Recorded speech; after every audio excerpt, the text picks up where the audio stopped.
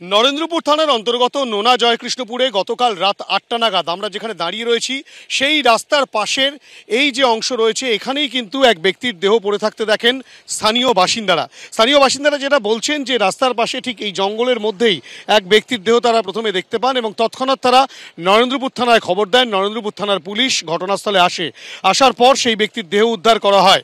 দেহ উদ্ধার করার পর পুলিশ খোঁজখবর শুরু করার পরেই জানতে পারে এই ব্যক্তির দেহ কিন্তু সুদীপ নাড়ুর, বছর ৪৫-এর সুদীপ নাড়ুর দেহ এখানে পড়েছিল।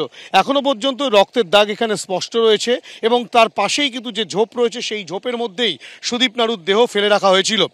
এই যে গোটা ঘটনা, এই সুদীপ নাড়ুর প্রসঙ্গে পুলিশ যেটা জানতে পারে যে সুদীপ নাড়ু নরেন্দ্রপুর থানার পাশেই যে বিষ্ণুপুর থানা রয়েছে সেই বিষ্ণুপুর থানার অন্তর্গত ষষ্ঠীতলার বাসিন্দা। বছর ৪৫-এ সুদীপ নাড়ু, পেশায় একজন গাড়ির চালক। পাশাপাশি পরিবারের সদস্যরা যেটা বলছেন যে সুদীপ নাড়ু তিনি কিন্তু শুধু গাড়ির চালক ছিলেন তা নয়, তিনি সিন্ডিকেটের সঙ্গে যুক্ত হয়ে প্রমোটিংয়ের কাজও করতেন। পরিবারের সদস্যদের এটাও অভিযোগ যে মাস ছয়েক আগে একটা গন্ডগোল হয় এই সিন্ডিকেটকে কেন্দ্র করে। তার পাশাপাশি সুদীপ নাড়ুর আরও একটি পরিচয় রয়েছে, তিনি এই ষষ্ঠীতলা অঞ্চলে তৃণমূলের একজন সক্রিয় কর্মী। স্বাভাবিকভাবে গোটা বিষয়টি কিন্তু তদন্তকারীরা খতিয়ে দেখছেন যে সুদীপ নাড়ুরকে কেন খুন করা হলো। পুলিশ নিশ্চিতভাবে খুনের বিষয়টি বলছে, কেননা এই সুদীপ নাড়ুর গলায় কিন্তু ফাঁসের দাগ রয়েছে, অর্থাৎ কিনা তাকে গলায় ফাঁস লাগিয়ে খুন করা হয়েছে তেমনটাই পুলিশ প্রাথমিক তদন্তে জানাচ্ছে। তার পাশাপাশি তার শরীরেও একাধিক জায়গায় আঘাতের চিহ্ন রয়েছে। ময়না তদন্তের জন্য দেহ পাঠানো হয়েছে।